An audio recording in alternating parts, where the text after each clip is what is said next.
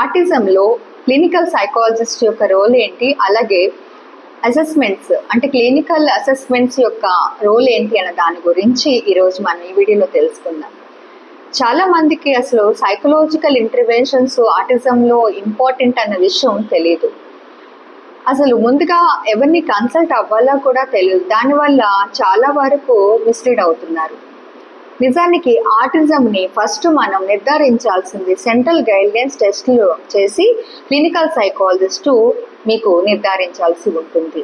అయితే ఈ clinical psychologist అన్న వాళ్ళకి ఆర్సీ లైసెన్స్ కంపల్సరీ, అంటే రిహాబిలిటేషన్ కౌన్సిల్ ఆఫ్ ఇండియా నుంచి వాళ్ళు లైసెన్స్ పొంది ఉండాల్సి ఉంటుంది.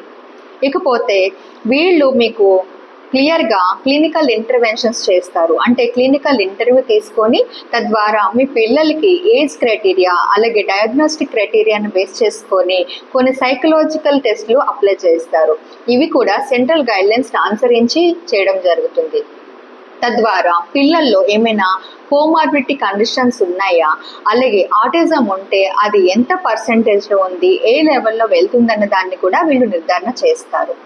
అయితే ఈ రిపోర్ట్స్ ఎందుకు ఇది అంత ఇంపార్టెంట్ ఏంటి అంటే, మనం ఫర్దర్ తీసుకోవాల్సిన మెడికల్ మేనేజ్మెంట్కి అవ్వచ్చు, థెరపీస్కి అవ్వచ్చు, ఈ రిపోర్ట్స్ చాలా చాలా అవసరం.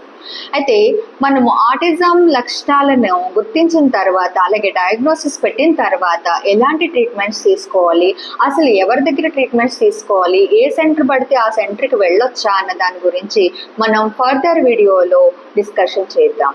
అంతవరకు సెలవు. నమస్తే.